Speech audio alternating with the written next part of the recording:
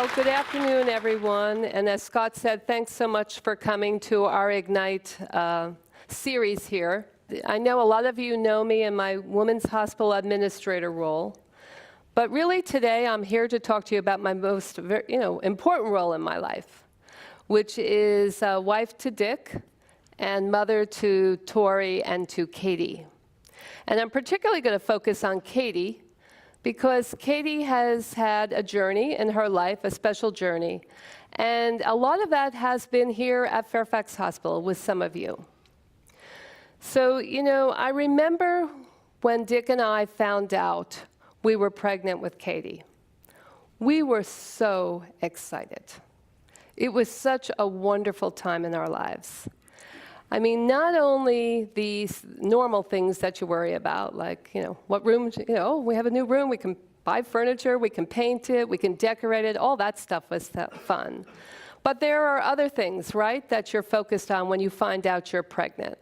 And I'm going to stop for a minute and ask the audience, what are some of the things that if you were pregnant or you knew somebody who was pregnant, what were they focusing on when they found out or during that pregnancy? Any thoughts? Healthy baby. Gender. Names. Right. Who's the baby going to look like? Who do you want the baby to look like? I want the baby to look like me. And what's the baby, what's he or she going to grow up, right? What are they going to become? Are they going to follow in our footsteps or maybe have their own path, right? But it's true, as Rosemary said earlier, the real kind of overriding thought, though, right? I want to say the prayer that every mother says, and that every dad says, and that anybody who loves a woman who's having a baby says, the mother, the sisters, just please, please, let me have a happy and healthy baby. So I'm going to go back a little bit in time and start from the beginning and talk to you about that. So Dick and I met, we were actually in Shenandoah National Park on a trail, okay? And we met on a trail. Just a chance story, almost like you read about in a storybook. He was living in Wyoming, and I was living in New York, and we started a long-distance relationship that went on for about a year. And after that year, we decided to move to D.C. The truth of the matter is, I tried to get him to go to New York, but he would have nothing to do with that, okay? So we moved to D.C., and we had a wonderful life. I mean, we loved it here. We made new friends. We had the monuments, all the history that's here. We were traveling. Everything was great. And, we decided to get engaged and plan a wedding, and we did that. And we got married. And then we decided to have kids right away. And I got pregnant right away. I mean, it was perfect. I had a wonderful pregnancy. I felt terrific. All my tests were negative. Everything was just going great. I worked right up to the time. And like we said before, I was just so, so excited. And then we had Katie on June 5th, 1994. And she was born with red hair. Now, I come from a large Irish family. Okay, there is no bigger gift in life than to have the child, the grandchild with the red hair. And I had that child, okay? And there was only one other person in the entire family who really had red hair, and that was my dad, okay? And soon Katie was the apple of his eye, right? So Katie began her first year, but I have to tell you, it was a little, it was challenging, and it was rocky. Almost immediately they figured out she had a hiatal hernia, and they tried to treat it conventionally, and it really didn't work. And I was working at GW at the time, so she ended up over in Children's Hospital for a Nissen procedure, really to fix the hernia, and a GT tube about 4 months of age. And on top of that, she was having these ear infections, and they were chronic, and she was always on antibiotics. But despite that, she was gaining weight. Okay, she continued to gain weight with all this going on. And most importantly, she was hitting those developmental milestones that we all worry about, right? Month after month, she was staying on target. We got up to about 13 months, okay? And the pediatrician said to me, Tricia, look, she's going to be a little bit of a late walker. I think we should, start physical therapy for her. So working at GW, they sent me over to Children's, and the physical therapist was housed right next to the physician, Dr. Ken Rosenbaum, the geneticist at the Children's Hospital. So we went over for the physical therapy appointment. I actually had my 11-year-old niece from out of town. We were going to just do therapy, and then we were going to go sightsee in DC all day. It was really going to be a wonderful day. And we went in, and the therapist began her visit. And I noticed that she was repeating a few questions to me. And then I noticed she was like re-looking at her findings. So I was beginning to get a little alarmed. Okay, and she says to me, sure enough, 10 minutes later, Mrs. Schmel, I just have a few questions I can't answer about Katie. I'm wondering, Dr. Ken Rosenbaum is right in this office, and he happens to be free right now. Do you think you can stay and have him examine Katie? Of course, what do you say? Of course, right? So we went in and he examined Katie. And after he examined her, he said to me, Mrs. Schmel, very quietly, that's the way Dr. Rosenbaum always spoke. Mrs. Schmel, do you think I could see you alone for a few minutes? So I said, sure. And I took Jessica, put her out in the hallway with the stroller and Katie, and told her just walk back and forth, this little tiny hallway. I said, just walk back and forth. You're in the middle of a city. Don't leave anywhere. So we went in and we sat down. And he was quiet just for a moment, and he said, before I tell you what he said, let me just tell you one other thing. I knew Ken Rosenbaum because of his GW days, but what I forgot to mention was that I worked with the OBGYN residents at GW, and they used to talk about this Dr. Rosenbaum all the time. They loved him. I guess he was a great teacher as well. And they used to say that he could look at a child, and without any diagnostic test at all, he could tell whether there was a serious problem with that child. So now I'm in his office, okay, as a patient, not as a colleague. And I'm sitting here waiting for him to say something to me. And he says, Mrs. Schmel, I think we have a problem with Katie.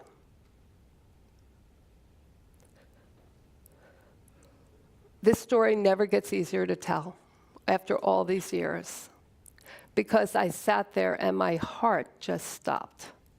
I couldn't believe the words. All I could picture was those OBGYN residents and what they said. That's all that was going through my head. So I finally squeaked out, Dr. Rosenbaum, I think we have a second problem then. And he said, well, what's that? And I said, I'm 8 weeks pregnant. And he said, well, you know what? And we need to get you some answers quickly. True to his word, 5 days later, I was back in that office, this time with Dick. And we sat down in the office, and he said, I'm sorry to tell you this, but we've diagnosed Katie with something called a genesis of the corpus callosum. He said, basically explained it as an absence of white matter between the two hemispheres of the brain, which obviously is critical for transferring information back and forth. And he said, at a lower percentage, this agenesis is not that big a deal. But when it's a high percentage, it has grave impact. And he said hers is 90%. We call that, Tricia, a near complete agenesis. And he described that these children usually will have mild to very severe retardation, and they will have global developmental delays. Now, I'm sitting there with Dick, who's not in healthcare. Okay, so Dick says, after he says all this, Dick says to him, okay, so is Katie going to walk? And Dr. Rosenbaum says, I'm sorry, Mr. Schmel, I don't know the answer to that. And so he says, okay, but she'll talk, right? She's going to be able to talk. And he says, I don't know the answer to that either. And so Dick's getting a little frustrated now. So he says, well, she's going to be able to feed herself. And he says, just shakes his head. And he says, I don't know. And then in sheer frustration, Dick says to him, is she going to be a vegetable? And he said, these kids are on their own path. I just cannot answer that question. So we left that day, that dream that we talked about, that prayer that you say all the time. I walked out of that office and all I could think was that prayer didn't work. I said that prayer all the time, just like every other mother, but it didn't work because I walked in with one type of baby, but I walked out with a different type of baby. So life goes on, right? And so did ours. Okay, Dick basically told both the families, the extended families were totally devastated, as you can imagine. And he basically told them, pull it together. We got to rebuild our life, and we don't need this. We need support. And they supported us. Okay, and a few months later, okay, we had Tori, who was born, I'm happy to report, very healthy. And a few months after that, I came over to Fairfax Hospital and began working in the women's hospital. We had basically started a new type of normal. So life went on, and those early years, Dick and I referred to them as the days where we were focused on fixing Katie.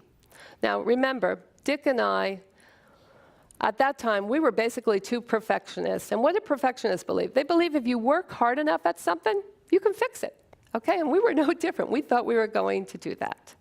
So we took Katie to every therapist, behavioral, physical therapy, occupational therapy, speech therapy. Okay, we brought her to every doctor, every specialist. We went to every parent meeting. We read every book. We were online. We did everything. Okay, we were exhausted. We were just traveling all around the Fairfax County traffic. I mean, it was crazy days. And then one night, late at night, after a very exhausting day with horrible traffic, we were sitting on the couch and we started talking, and we really started talking about Katie. And we realized as we was talking that Katie was really pretty happy with being Katie. And it was a big aha for us, like, wow, she's really fine with all this. It's not a problem for her. And as we started talking, we realized that the people who needed the work didn't have anything to do with Katie. It was Dick and I. That we had to change. That the old definition of perfect, it didn't work anymore. That we had to get a new definition of perfect that fit Katie, because Katie was going to be perfect. And we were going to embrace that new definition, and we did. Katie's personality had begun to really clearly emerge. She was definitely a people person. Though her speech started to really slow down what little she had, she began really speaking with that international smile. Okay, she had a very engaging smile that people they were drawn to her. She was also very good. She had great receptive learning skills, so that was helping her. But she also had challenges, right? Her attention deficit became very, very apparent. She had some problems with movement that became very obvious. She was all over the place. And she also started getting up in the middle of the night, which was really challenging. She started about 3:30 or 4 in the morning, just getting up and staying up. So that kind of kept us busy. We started bringing her almost immediately to the emergency department at Fairfax. They didn't have a PCD at that time, for the little things, the ear infections and things like that. And so we had gotten some exposure to Fairfax. My dad, who continued to dote on Katie, one day gave her a dollar bill, okay? And Katie did not play with toys. She would play with no toys. It really drove us crazy. She wouldn't play with anything. So he gave her a dollar bill, and she took that bill, and she started rubbing it with her fingers, okay? And we were all in shock, and we really were watching her quite closely. And she really loved that dollar bill. In fact, she wouldn't give back the dollar bill, and she kept that dollar bill, and if we lost one, we'd have to get another dollar bill, okay? And it couldn't be a 5, a 10, or a 20. She had nothing to do with that. She wanted a dollar bill. She knew the difference, okay? And she was seen around town. I mean, you'd go to her school, and her teachers knew about the dollar bill. You go to Harris Teeter, the person at the checkout asked her where her dollar bill was. She went to the church. The usher said, "Where's your dollar bill?" Everybody knew about the dollar bill. She used to put the bill, remember she used to take the dollar bill and put it in the collection and pull it right back out. I mean, it was hilarious. So she was really, became part of her signature, okay? So life continued on, and Katie continued to have emerging medical challenges which brought us to Fairfax. These kids have two distinct areas. One, a routine illness for a typical child sends them into a spin, and they end up hospitalized. And she ended up here on our peds unit with gastritis and GI issues. Or they start having accidents. You know, they fall and break an arm, and that happened too. So she was here coming through our emergency department for a variety of things. She also had some problems with her ears. So she was in our Woodburn, and she was in the Tower OR, and the ASC OR, and through all the PACUs. And Paula and Lalani and all those teams of people over there were taking great care of her. She moved on to high school, and I always call that the new frontier because nobody warned us about high school with Katie. They warned us about Tori, but nobody talked to us about Katie. Okay, and what we did understand that these nonverbal kids who have behavior challenges, okay, and then you put hormones on top of that, that is not a good mix, okay? And add that the sleep disturbances were getting worse.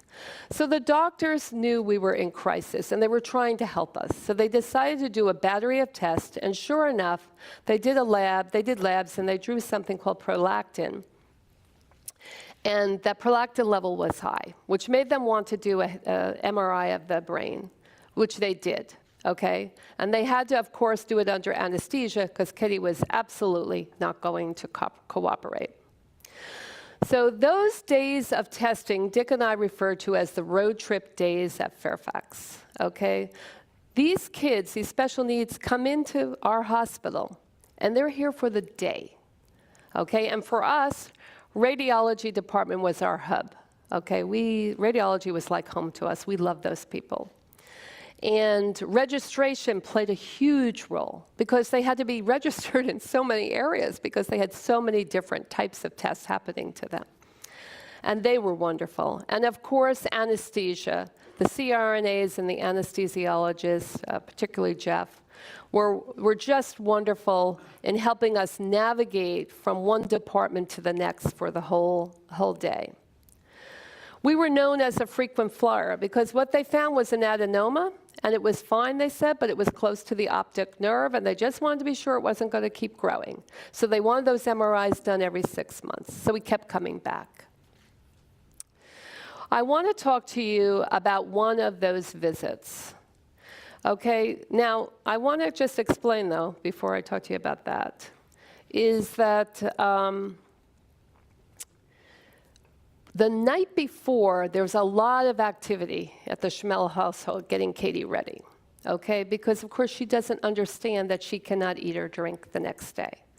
So we have to remove every single cup, every bottle of water, any type of food she likes, anything in the refrigerator that she might like, and we lock it all up. And then we go to bed. And about 2 a.m., Katie would wake up. And so we'd wake up. And we'd get up, and we would try to amuse her, which was not possible, because the only thing she really wanted to do was eat and drink, right? Two things she could not do. So by 6 a.m., we'd pack her up in the car and drive to Fairfax Hospital. And we get to Fairfax Hospital, and we go into the atrium out by our escalator, because she would not go into the reception for radiology. And we would sit on the benches out there. And this particular morning, it's about 6:30. You know, it was an occasional person going up and down those escalators to work, but pretty much the atrium's empty. And Katie is really frustrated this one time. So she starts moving from bench to bench to bench. You know the brown benches in the atrium? She's moving just up, down, up, down. And she gets to one of the far benches, and she starts patting her pocket, which is her way of communicating to Dick and I she's missing her dollar, because of course she came to the hospital with her dollar. So we are going all over the atrium at 6:30 in the morning, on the floor looking for a dollar bill, which we cannot find the dollar bill, okay? And she is getting louder. Because she's very vocal and she's getting louder. So I turn to Dick and I say to Dick, Dick, where'd you pack the extra dollar? And he turns to me and says, I didn't pack the extra dollar, you were gonna pack the extra dollar. I said, no. Right before we left, I said to you, please pack the extra dollar. He says, no, you didn't. You said, I said, we're arguing. We're in the middle of the atrium at 6:30. Katie is escalating. I work here, and we are arguing, like having a full-blown argument, okay? So finally, we're like, okay, we don't have the dollar. So let's check our wallets. So we run, and we have our bag with us. We check the wallets. Of course, there's no dollar. So now I am totally frustrated because Katie is even louder. It's getting a little bit busy. We're seeing a few more people coming up and down the escalator. And I go over, and she's on one of the benches, and I sit down, kind of like consoling her. And I'm talking to her, trying to get her to calm down. And out of my periphery, I see someone approaching me with a gray shirt on. And as the person gets closer, I figure out it's a male with a gray shirt.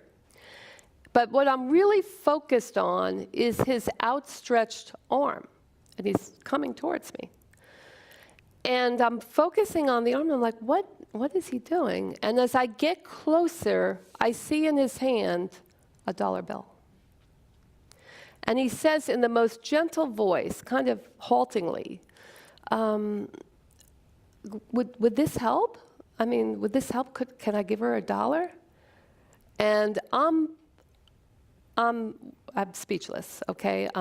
Tears are burning now because I've hit this highest level of frustration. And here is my savior just coming out of nowhere. And I don't say anything, and Katie grabs the dollar from the guy, okay?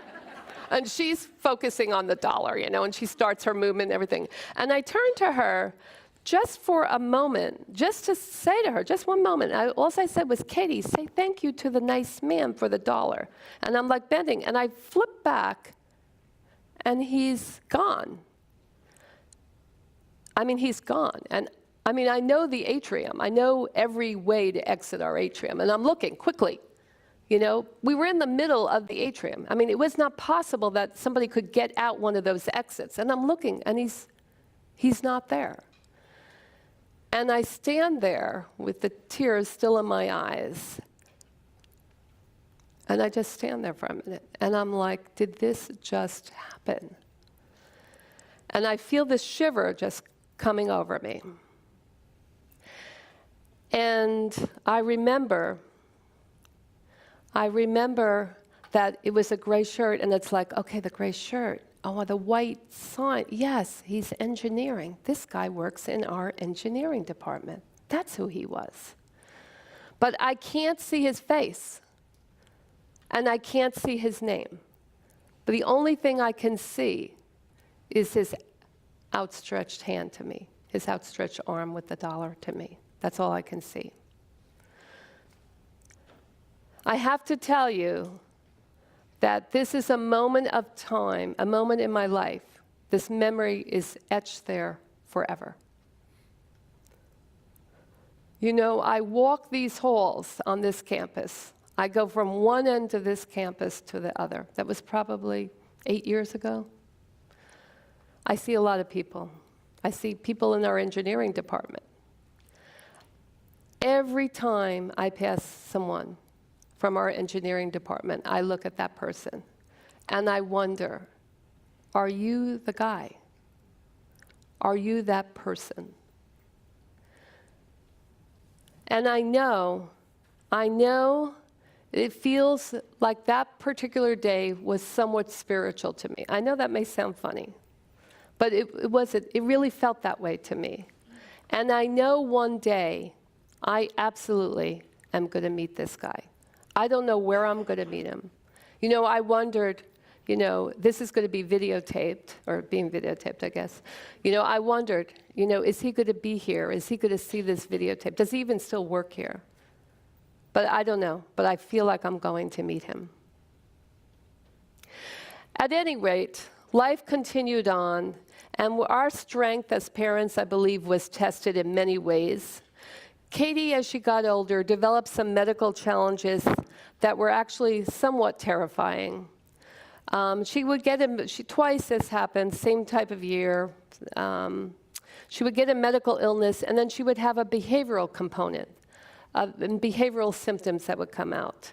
And we, of course, began heavily to rely on Dr. Mohajan and the Keller Center, and really, we turned to the Peds ED during these crises. And that's where we met Dr. Day, Sharon Day. And between these physicians and, of course, all the wonderful other doctors and staff, we navigated through those days. Dr. Wise was also very helpful at that time. Then, on March 3rd of this year, we got the phone call that no special needs parent ever wants to get, okay? Katie is now 23 years old, and just for a little history on the special needs kids, the ones that are severely impacted, like Katie, they stay in Fairfax County Public Schools until they're about 22, but then they have to leave. And that's like a cocoon. I mean, the school takes care of them. It's a very small environment. It's a wonderful, wonderful place for the parents when it comes to safety. Okay, you feel your children are very safe. Remember, it's very scary to have a nonverbal child who doesn't understand, who cannot tell you in any way when she goes out into the world if something has happened to her. So you're handing her over to strangers. And you have to understand that's a very frightening time. I say picking a day program for an atypical child is like sending your own typical child off to college. You lose a lot of sleep over that, right? Did we make the right decision? Is she in the right school? So we had put her in this day program, and the phone call was from the day program. And she said to me, Katie's has had an accident. So I said, okay, what kind of accident? She's broken her leg. So as a nurse, I said to her, well, what do you mean she broke her leg? How do you know it's broken? So she said, well, the EMS is here. She's on the ground. The leg is going the wrong direction, and he says it's broken.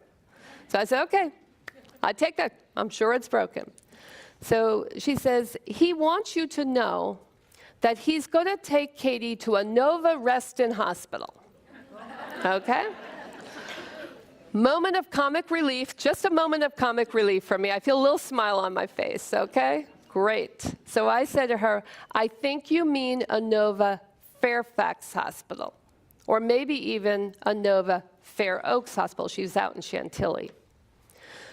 So she says, no, I said, no, really, there isn't actually an Nova Reston hospital. So go ask him again, please, for me. So she goes, puts the phone down. She comes back, gets on. She says, he's taking her to a Nova Reston hospital. So at this point, I said to her, I know he's very busy with Katie. I know he's not going to want to talk on the phone. I'm thinking, oh my God, this EMS guy's going to kill me. But please, please, beg him, say, I just want to talk to him for a minute. So he gets on the phone, and I said to him, listen, let me tell you about Katie. She's been coming to Fairfax Hospital for 20 years. She has problems with anesthesia. She's going to end up in the OR. No matter where you bring her, we're going to go pick her up and bring her right to Fairfax. No matter what hospital you bring her to, we're moving her right away. And he says, okay, I'll bring her to Fairfax. So he brings her to Fairfax. I walk into the Peds emergency department, and I walk into her bay, and the very first person I see, Sharon Day, Dr. Day. And I stop for 1 second and say a silent prayer of gratitude, because this is the doctor who has helped us in the past from the Peds ED, and she knows Katie. I walk into the room, and Katie is looking like a child I don't even know. And the leg is obviously terribly broken. and she is not connecting with me at all. There is a nurse who's holding her leg in traction, and the doctors are there and they're discussing traction, and soon they realize, oh no, this child is not going to let us put traction on. So the nurse continues, and she continued to do that, and I believe her name was Amber, to hold that leg. And I thought, my God, later on I thought her back must have killed her. She just stood there for hours holding that. And then there's a child therapist, and her name was Cheryl, and she is reading to Katie. And Katie is slowly, every time she puts the book closer, Katie's pushing the book away. But Katie is calming down because she had been agitated, and she starts calming down. And that, I'm sure, is because Cheryl's voice is so soothing that even I'm calming down at this point. Okay? There were other people there, Lori, Shayna, Tatiana, Matthew, a host of people in and out of the room. I can't even name everybody. They were absolutely, absolutely wonderful. And then Dr. Jeff Shulman from orthopedics and Stacy from the ortho team and the residents, they come down and they say, it's a bad break. We looked up that X-ray. Her bones are very small and they're weak. And we're worried about the rod placement. And she really should have a CAT scan before she goes to the OR. But we're not sure how to do that. And it's a crazy day at Fairfax. It's a Friday. It's a crazy 4 o'clock in the afternoon. Crazy day at Fairfax. So he says, she'd have to go to radiology. It's kind of, Tricia, like a road show, he says. And I said to him very quietly, oh, we know about the road shows here at Fairfax. We know she'll be fine. And so they take her off to radiology. Remember, the department we have a lot of comfort with. And they bring her over there. Of course, the radiology people are as wonderful as usual. And there's a CRNA there.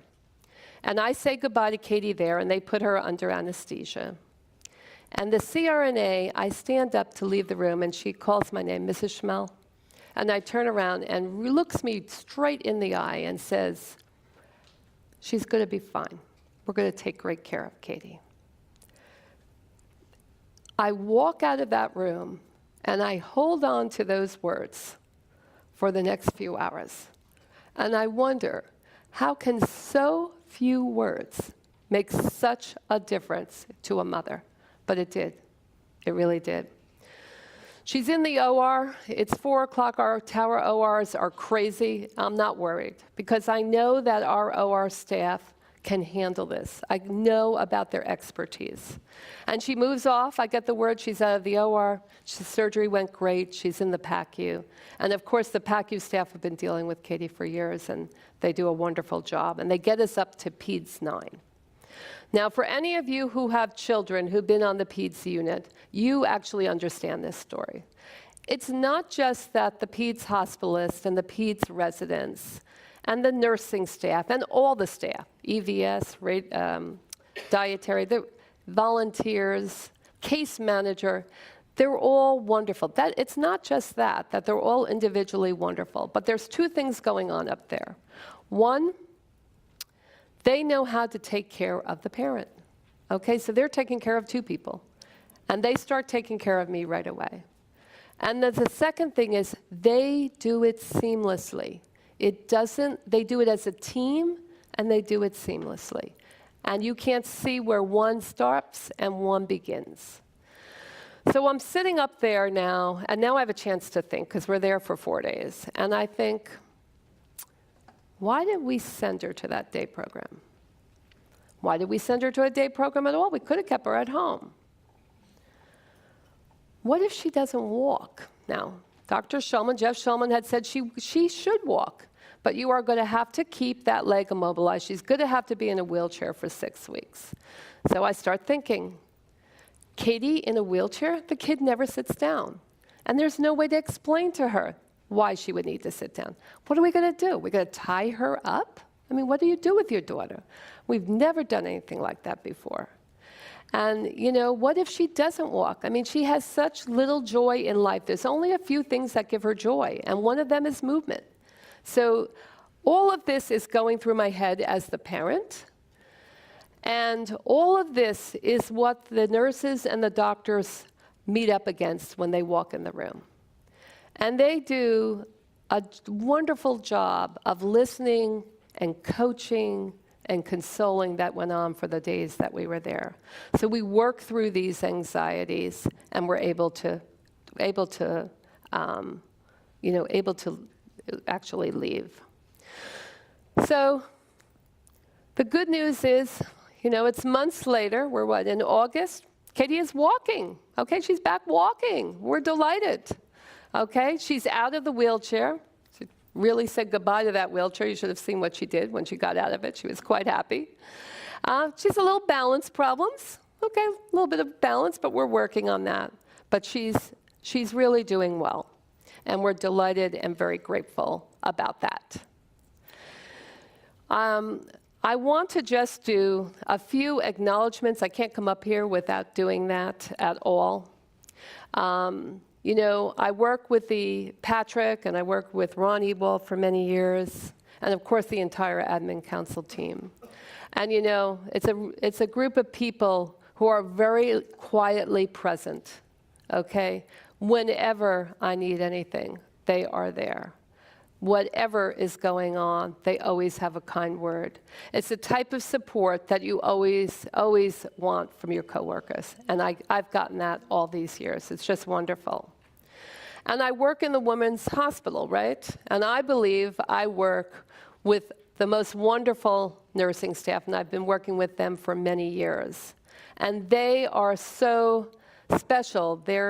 Their random acts of kindness over the years have kept me going on many, many, many times a hard day. Rita will stop by and tell me that she's just said some prayers for Katie. Abina makes food for Katie every once in a while. A number of years ago when I was here overnight, one time when I was here overnight with Katie, Sherry Ayesi, one of our nurses, came up, and she was on her night break, and she said, "You go to bed. I'm going to walk Katie around this floor. You go to bed. You need some rest." They are always there, and all the kindness they bring to our patients, they have showered as well on me. The physicians, the women's physicians, Larry and Al and Glenna and Derry and all of the OBGYNs, they've met Katie. They're so good with her over the years as they interact with her, and they're always very supportive. And there have been other physicians. Bob and Glenn from the ED have been awesome, as well as Dave Asher and pediatrics. He's always been a listening ear for me. But probably the most, number one, the team that really has come through for me time and time again is my women's hospital team, the women's leadership team with Janet. These guys are my rock. During the days when times are great, they keep me laughing, and they keep working, and they're always giving 200%. But when times are hard with Katie, they're there. They're there in two ways. They're actually physically there, like showing up and doing things for me. And when they're not there, they're here because they know how important it is for me, for the women's hospital to keep moving forward. And they will do whatever it takes. And that's what happened in March when I was out. I went out and it was seamless. They just took over. So thank you, guys. So in conclusion, I know I talked earlier about how Dick and I and our definition of perfection changed and being perfect. In the hospital, right? Scott knows this. We talk about perfect care all the time. And we talk really about zero harm when we talk about perfect care. But you know what? Dick and I have a different definition of perfect care at Fairfax. It's taking $1 and giving $1 to a child who's very anxious. Okay, it's reading a story when somebody keeps pushing the book away, and you keep reading anyway because you know it's the right thing to do. It's not only fixing the broken leg, but it's taking care of that parent who has to deal with the trauma of what has happened and trying to figure out how to communicate this to her daughter who wants to walk but will not be able to. Perfect care is what you guys do each and every day you come to Fairfax Hospital. Okay, Dick, Tori, Katie, and I we've seen that perfect care because it's the Inova promise in action. We've seen it firsthand with the care that Katie has gotten.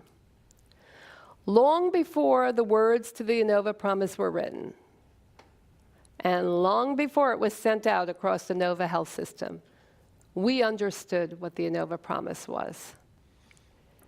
Each and every opportunity to individualize, that was Katie that was getting the individual care. Every time and every touch, that's been the last 20 years for us. So thank you for living the Inova promise with our Katie. You will never understand how absolutely grateful we are. And we want you to understand that we keep you in our prayers each and every day. And we'd like to take this moment to wish you and your families all the best that life has to offer. Thank you so much.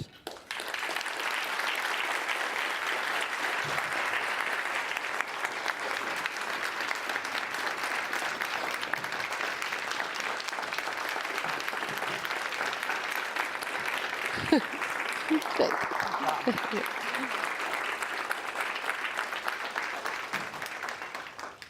My name is Heather Russell, and I'm the Vice President of Inova Heart and Vascular Institute, and it is absolutely a privilege to be sitting up here with Trish.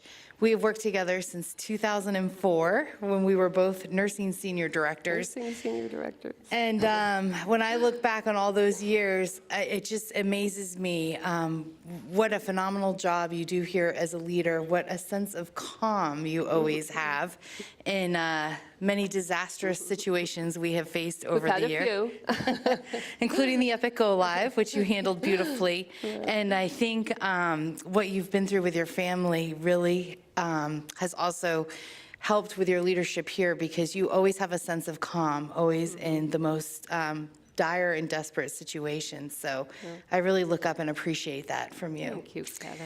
So with all that you're dealing with at home every day, and then coming into this work setting, which can be quite chaotic at times, how are you able to handle the stress of both and come in here and never know that you have such a interesting situation at home? Yeah, so, just like you guys, when I come into Fairfax, Fairfax just eats you up and swallows you up. You get here, and there's so much going on, and there's so many people who are so passionate about what they're doing, you just can't help but dive in. I mean, life, right? Life at Fairfax is just a very special place. That actually works really well for me, because sometimes at home, I don't want to remember about home. I want to leave it behind, so I get to do that. I get to come here, and I get to be saturated with Fairfax for hours. But then when I leave, when I get home, Katie does not allow. There's only one thing that can be going on, and that's called Katie time, okay? And I forget where I work, what I do. I forget what the problem was when I left until I walk back in, basically the next day. Sounds like you figured out how to make a balance of two chaotic worlds. That's right. That's right. Well, we really want to take the opportunity now to open the floor up for questions from the audience. We've only got a few minutes left. Does anyone have any questions for Trish? Yes. How do you spread your time from Katie to your Good. I should let Tori answer that. So that's a great question. The special needs families, a lot of literature has been done on us, and we're rather dysfunctional. We basically do spend a lot of our time around the special needs child. And Tori was brought up in that way. So Tori, as a very young kid, 10 or 11, was actually already taking care of Katie. And we ended up hooking up with a place called Jill's House, which built in some respite time. And only until we were there were we able to have really quality time with Tori. So it was an interesting and challenging journey for us, and particularly for her. Yeah. Good question, though. Any other questions? It's really hard for us to see up here. The Yeah. lights are bright. Trish, do you spend some time to make yourself happy? Like, what do you do? I have seen you walking around the hospital at the end of the day sometimes, but is there any exercise or meditation or something that you makes you so powerful and get going? Yes, that's a great question. I do love to walk, and I do walk around the campus because sometimes, like I was saying earlier, when I get home, you know, there is no time. But I love to walk, and I work out. I think that's really important for the stress level. And I also, you know, we plan weekends away. Tori and I were just up in New York. Got to see, what did we see? Kinky Boots, which I loved. So we plan time away, but it does need to be planned because we got to worry about the caregiving situation. Any other questions? Yeah. Did you ever think that this is just too much? I can't do this. I mean, you have a very busy job. How did you, you've got great support system here, but Right. stepping back. Yes, I always said that if I didn't love coming to work, I would have to do something else because I don't think this life would have worked if I didn't love my job. Okay, and there were times I only kind of liked my job, and those are the times I said, are you sure you want to go to work? You know, or you want to do something else. But I think it was very key to have a job. You know, I feel I've been very lucky that I've had a job that I really do enjoy. But sure, there were times, and I think you always weigh that back and forth. Okay, Trish, do you want to introduce your family? Yeah, so I'm happy to tell you that both Dick and Tori are here today. So if you guys could stand up.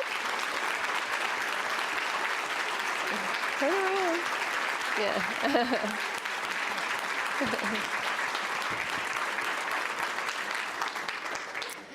And if you could be patient just for one moment and maybe just watch the screen. We actually have Katie here, but we're not sure how she's going to react with the crowd.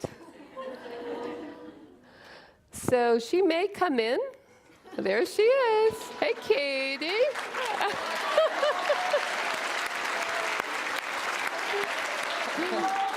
Okay, thank you all for coming.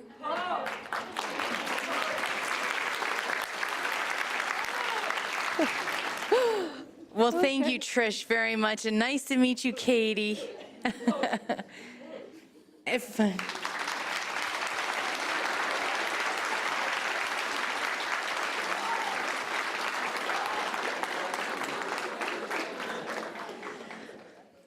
Well, I want to thank you all for coming to another Ignite Talk.